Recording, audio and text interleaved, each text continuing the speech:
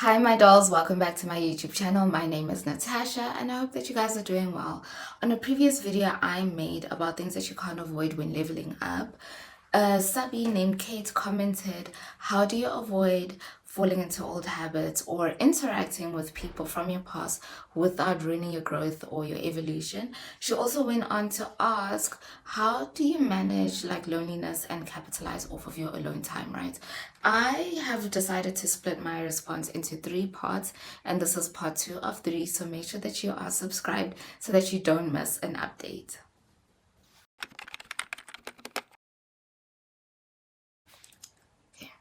If you decide to change your life for the better, there are 2 factors that are necessary for success, right? The first is a dedicated internal environment.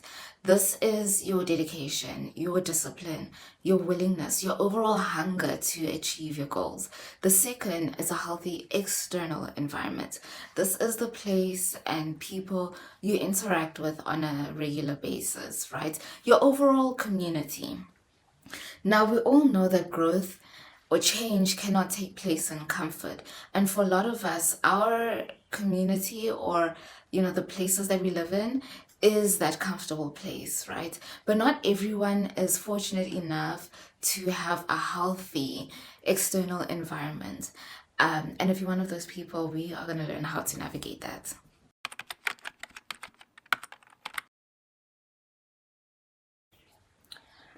Okay, so when it comes to reaching your goals, it helps so much to be surrounded by people who are like-minded, people who root for you, people who understand your goals, and people who support you. Because number one, those people are going to cheer you on when you need it the most. And number two, they actually understand why you are trying to achieve whatever you're trying to achieve. So your goals are not going to seem like impossible or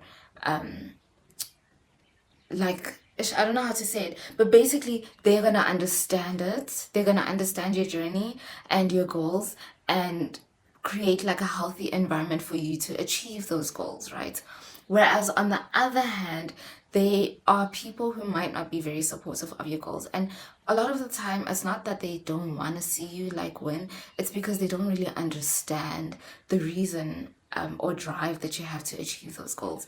And so those people are the ones that you're going to need to treat a little bit differently when it comes to achieving your goals. And I'll explain all of that as we go on. But those people might not understand your goals. Sometimes they might impose or project their fears onto you. Sometimes they might feel like your goals are a little bit impossible because maybe they failed, and that fear of failure is what they're imposing onto you, right? Whatever the case is, these people might say negative remarks, and these negative remarks can get to you. These negative remarks can derail you from your goals and make it seem like, you know what, maybe it is a bit too much to actually want to live a certain way, or maybe you don't deserve living a certain way. Either way, these goals can get to you, and this is what we really need to be careful of when you are on your self-improvement journey.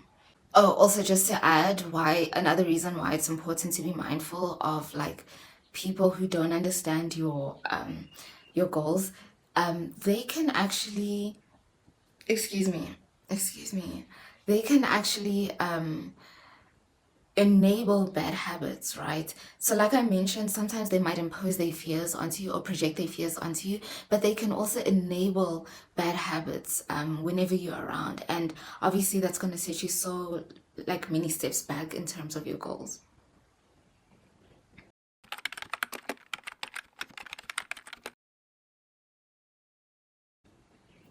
In the instances where you have people who aren't very supportive of your goals, you have one of 3 options, right?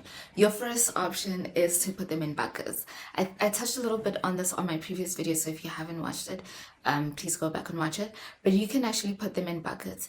And so what that would look like is you would have friends that you only go shopping with, friends that you go to church with, friends that you go to gym with. Now you will have 1 or 2, maybe even 3 friends who can fit in multiple buckets, but for most of our friends, they usually just fit in 1 or 2 buckets, right? Once you have people in buckets, you'll have a better time managing who you share your goals with or not, right? So for instance, if your goal is to, get a summer body and like be fit, you can share that with your gym friends, maybe not your shopping friends, maybe your church friends, but like, yeah, you definitely would share it with your gym friends, and maybe just keep it with your gym friends. Actually, I'd suggest you just keep it with your gym friends because they understand those goals and maybe they have similar goals as well.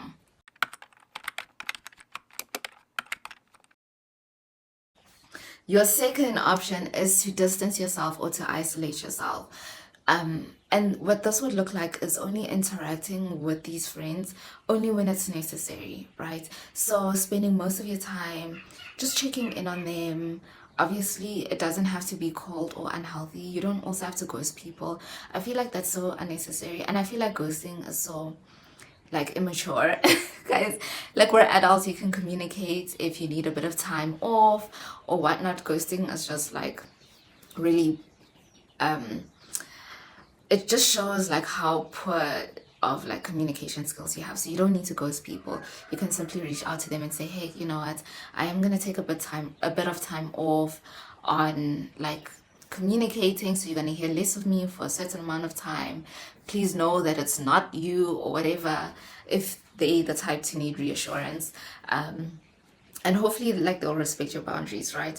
But when I say, just going back to what I said about like interacting only when it's necessary, like maybe, on birthdays and Christmas or Friendsmas, if you do Friendsmas, but like on birthdays and like reunions, maybe that would be the time that you only physically interact with those people until like you are much more confident in your journey. And I say confidence in the sense that like that interacting with these people again is not going to derail you or in like Kate's words, ruin your growth, right? Once you are confident with where you stand in your journey and you can, spend more time with these people, then you kind of need to build a new relationship with those people. Because if your past relationship with those people created an environment where maybe they enabled your bad habits or made it easier for you to like derail on your journey, you then need to create a brand new like relationship with this person, because you can't go back to the type of relationship that you kind of like worked, or like the type of like spaces that you kind of worked so hard to evolve from, so you wouldn't have to like build a new relationship. Okay, so your third option when it comes to how to navigate interacting with people from the past without like ruining your growth or evolution is to actually cut them off. And I know it sounds tough, but like for lack of a better word, like cut them off, right? Growing up, I always used to think that an indicator for a very healthy and good relationship was the amount of years you guys have been in a friendship or relationship together, right? But now the older I get, the more I realize that it's actually the consistency and the effort put into those relationships. So you could have just met someone, a year ago, but the consistency and the effort that they put into like maintaining a friendship with you and supporting you is far more valuable than being friends with someone for 15 years, but they don't check up on you. They don't see how like you both of you guys don't check up on each other. You guys don't see like check on your well-being. You guys don't support one another, right?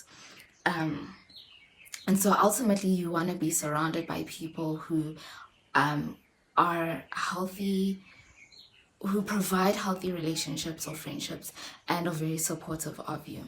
And I just want to add a little bit on just to like a reason why I think a lot of people hold on to. If you can hear my stomach grumbling, guys, I am hungry. I'm so sorry. I'm not sorry, actually. Like, I'm hungry. I wanna. So, just to like derail a little bit, if you guys don't know, I actually started my YouTube channel because I am naturally like very talkative, but I am not a social person. And so I'm trying to like break that wall in terms of like learning to be more social and like not being afraid of like talking in front of people, talking to people.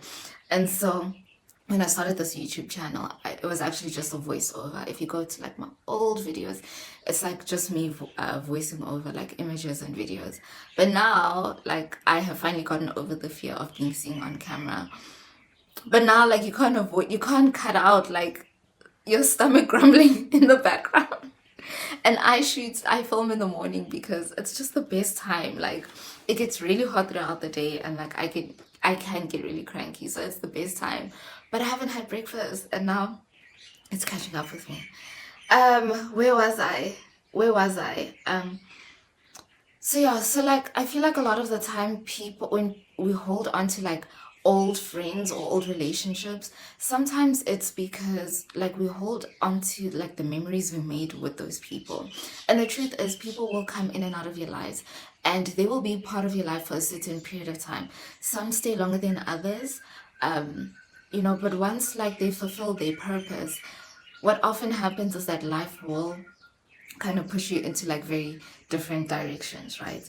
And that's okay. Like, if you are interacting with people who enable your past habits, maybe you've just outgrown that person. And the more you work on your self improvement journey and you chase your dreams and the life that you deserve to live, you will meet new people and come across people who are very supportive of you, who are probably more aligned with you. And um and yeah, like you will meet those kind of people. So like if you are meeting people who just are no longer aligned, maybe it's a sign that like you guys have fulfilled your purpose for that time, and it's just time to move on in different directions. Yeah, I'm just checking my notes because I don't want to like skip on anything. So yeah, so that's it for this video. I actually did cover everything that I meant to say. The 3 ways on how you can navigate interacting with people from your past would be obviously to put them in buckets. And then secondly, to keep your distance, interact with them when it's necessary, or number 3, cut them off. Obviously you'll decide what is necessary for you and your growth. Don't the birdies sound so beautiful in the background? Obviously you will decide what is necessary or what is applicable to the people around you. Maybe like cutting them off is like a last resort, or like an extreme. Yeah, it's the last resort.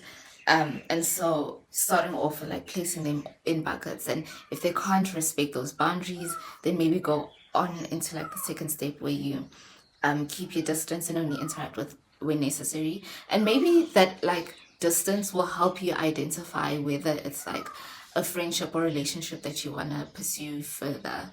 And yeah, and then if you really need to cut them off.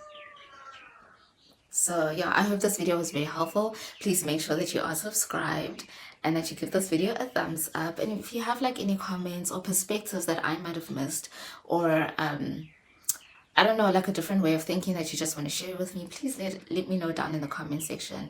I'm very open to hearing y'all's comments. I'm very happy that Katie commented, because I want this to be more of a conversation and not necessarily me telling you guys what to do. I also want to learn from you guys. So if you guys have any helpful tips, please comment them down below.